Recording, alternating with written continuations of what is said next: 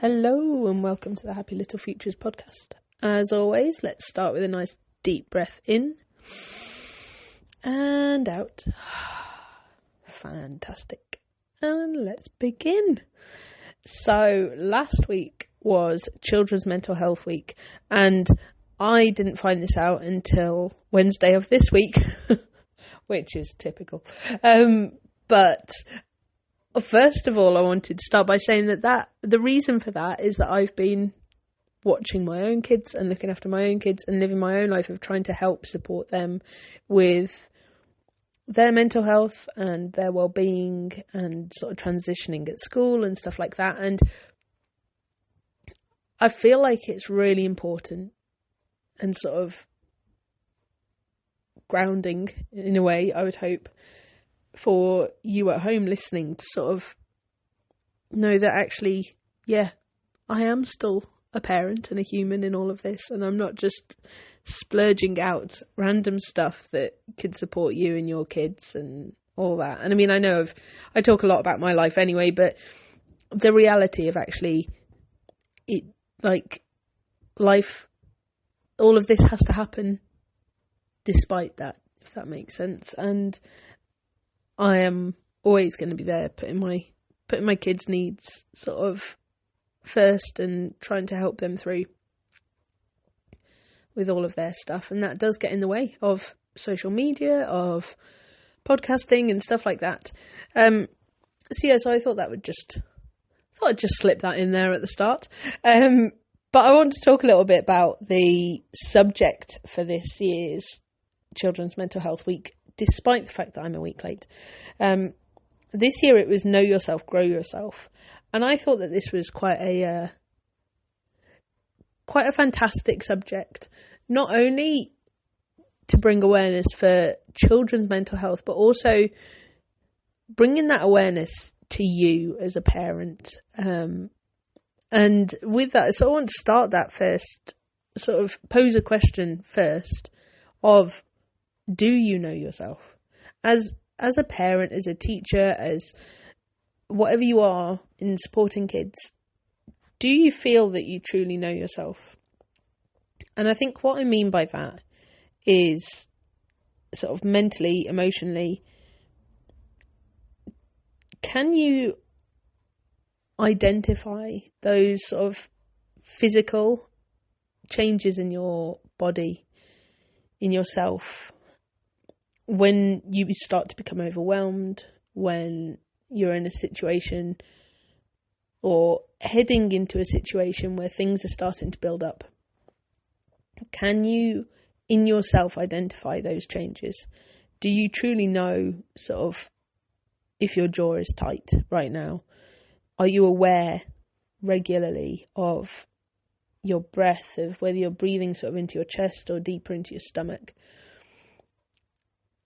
And if you are aware of those things, can you then turn around and sort of go, this is where that's coming from. This is like, hold on a second, I am clenching my jaw a lot. I do have a lot of pain here. And this is probably because I'm stressed with X, Y, or Z, or because in the background of everything else, I've got this going on. Are you able to sort of really sit back and notice those things? And if you are, can you then identify what might help support you in those situations?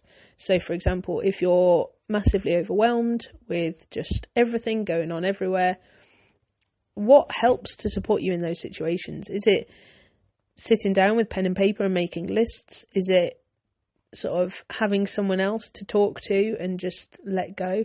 Or is it that actually you just need to work off some steam, like go to the gym or take some time to just have a bath or something like that?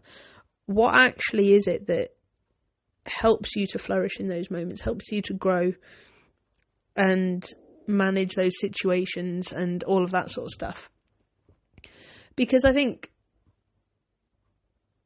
in all of this, when a child is born, when a child is growing and having their own challenges, they are not fully aware of what they're going through physically, emotionally, of the changes that their body's going through, if sort of like we get into, my eldest is now 7, and I'm very much aware of the fact that we need to start, we are starting to talk about bodies changing and stuff like that. But also my 3-year-old, nearly 4-year-old, she is going through a massive emotional shift at the moment, trying to navigate like what makes her worried, what makes her excited, where those emotions leave her feeling with regards to heading into nursery and stuff like that. And until we actually sit down and talk it through them, they don't really have that knowledge, that awareness necessarily of who they are and what they're doing and where their mind and their body is at. So I want you to take a bit of time over this next week or so. For us, it's actually half term, so this next week's great, because there are going to be infinite challenges coming up with having 3 children that are very tired and go through different stages of life around. But take some time to really try to notice where your body is at, where your mind is at, and notice what you can do to support yourself, and also have a think in those moments about how you can actually turn around and use those moments to then help navigate life with your child. So, for example, if you're feeling frustrated, this morning I had to say to my kids, look, kids, like, I am very tired and like I'm in a bit of pain, my back's hurting.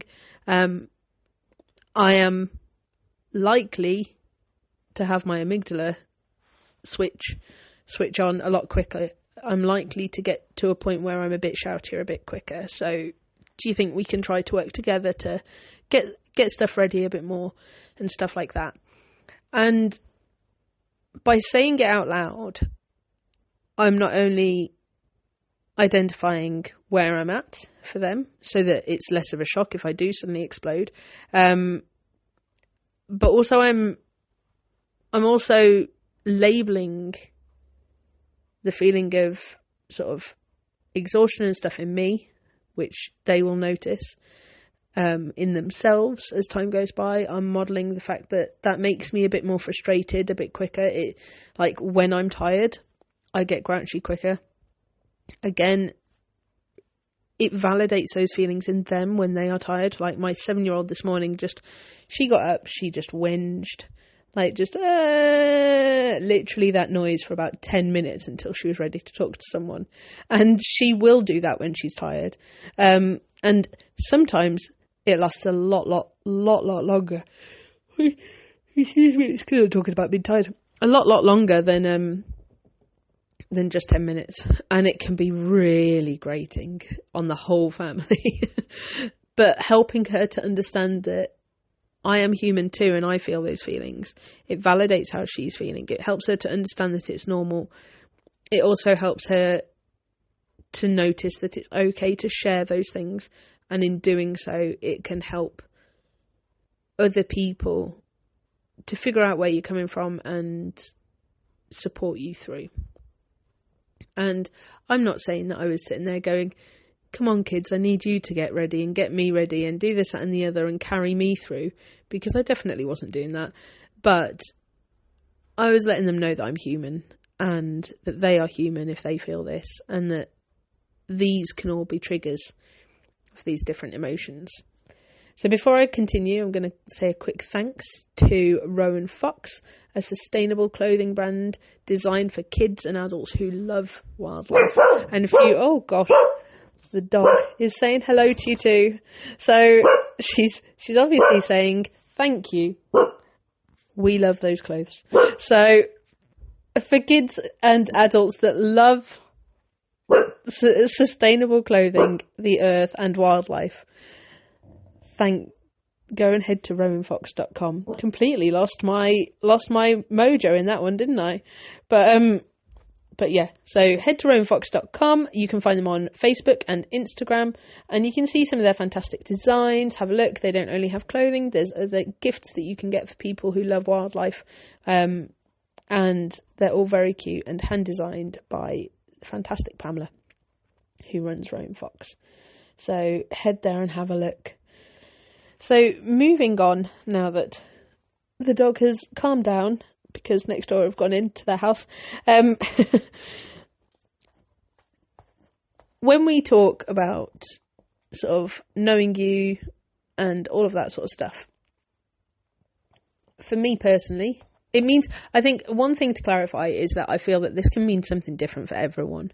And for me personally, knowing me means understanding where I'm at and checking in with myself and really being able to notice on an emotional, physical level where I'm at and what I can do to sort of move forwards and help myself move forwards.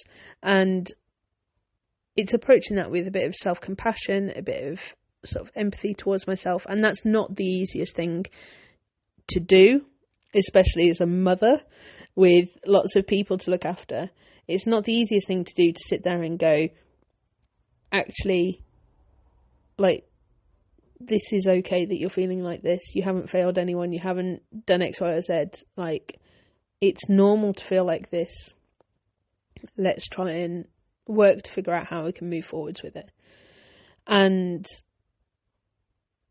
that's what it means to me. And I think it then leads naturally on to growing yourself, because if you're able to recognise where you're at, if you're able to sit there and go, no, this isn't something I can manage right now, this isn't okay with me, whatever it is, and then go, okay, so what's going to help me to move forwards? Then you're naturally sort of growing yourself. You're sort of watering that plant, you're putting your oxygen mask on first, all of those sorts of things. That's what you're doing, is you're sort of helping to nourish your mind and body in proceeding forwards. So for me, that's what know yourself, grow yourself really means to me. And with that in mind, I wanted to just move on and give you a few ideas of what you can do to help support your kids and have a bit more awareness of where they're at and stuff like that, so that they can know themselves and grow themselves, because I think that's really important. So like I said, the first thing on my list is putting your oxygen mask on first.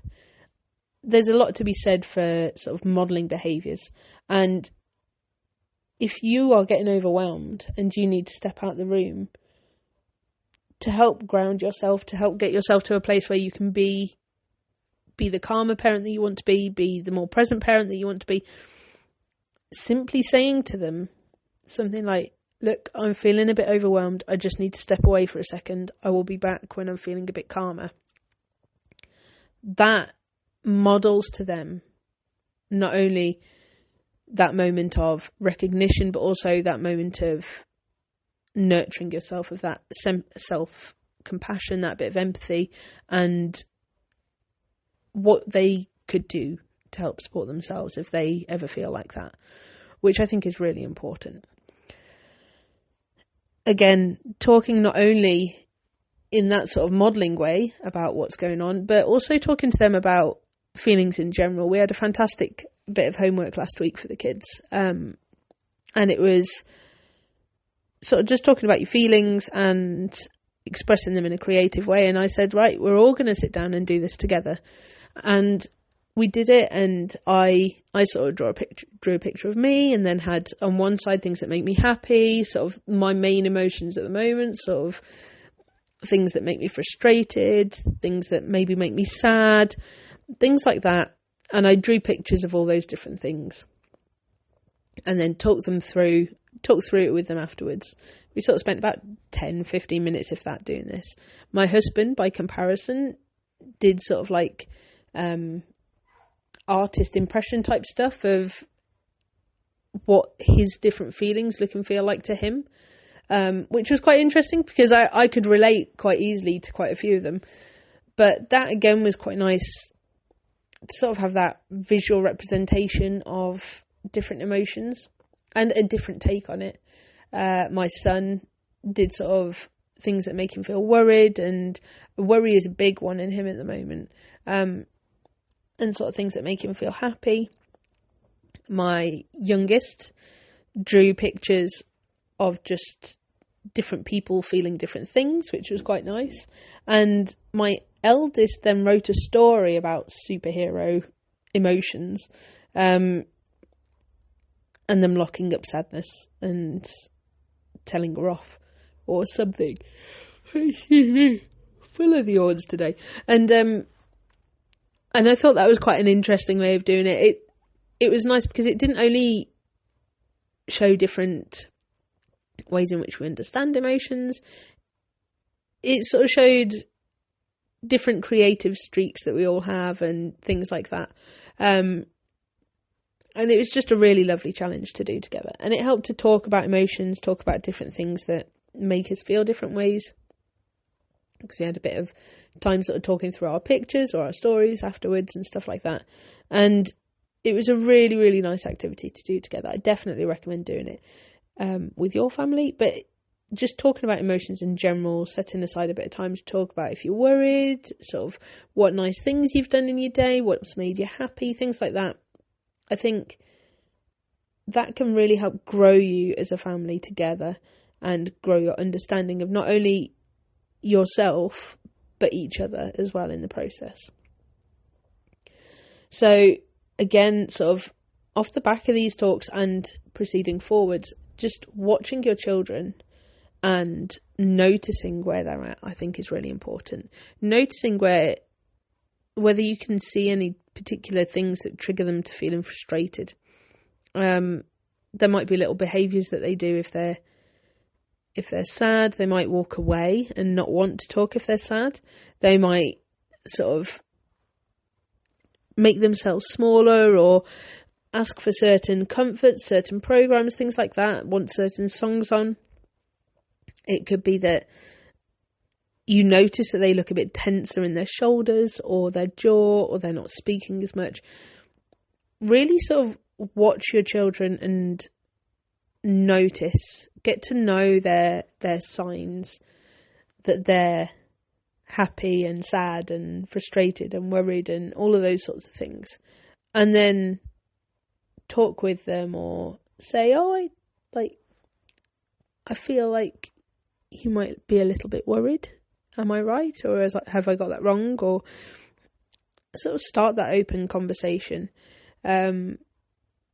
allowing space for them to communicate what they're feeling. Because the more that they could verbalise that and tell you, the more they're going to feel safe to do so.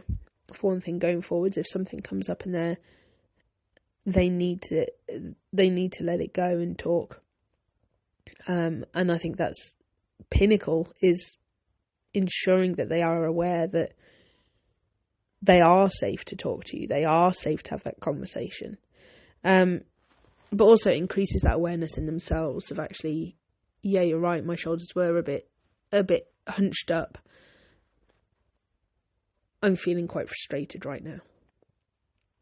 So it brings awareness to their sort of their physical and mental triggers themselves, physical and mental signs of where they're at.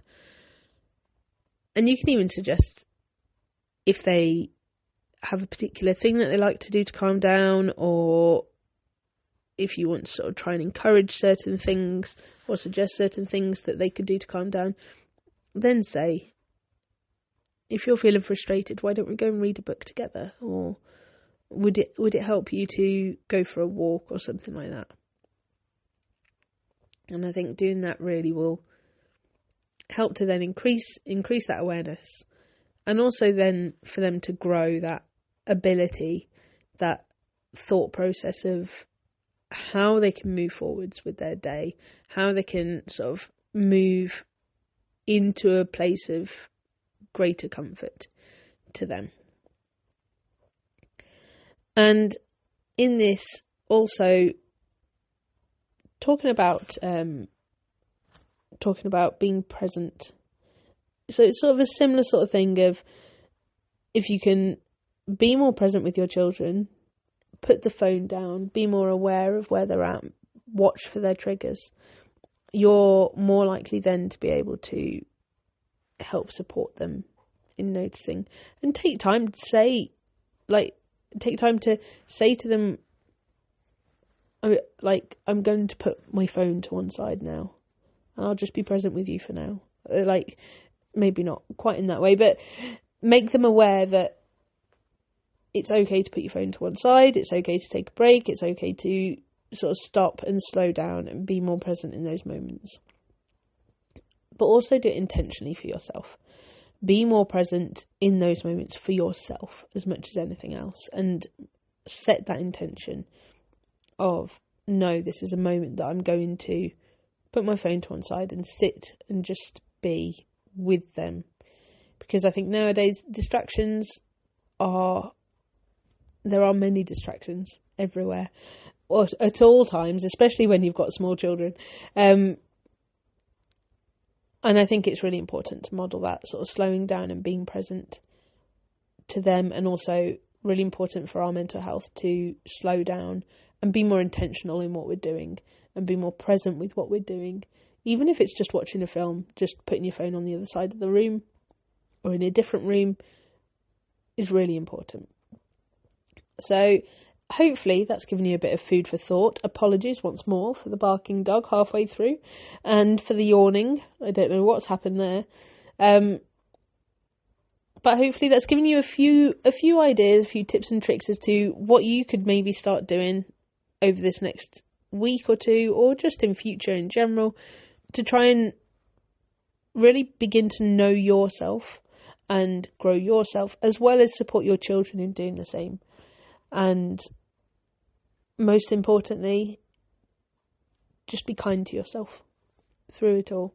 These things take time for us, for our kids, and unless you start out on that journey of really getting to know yourself and support them in knowing yourself, it can be easy to have it get left behind. So with that, I'm going to say we're going to take a nice deep breath in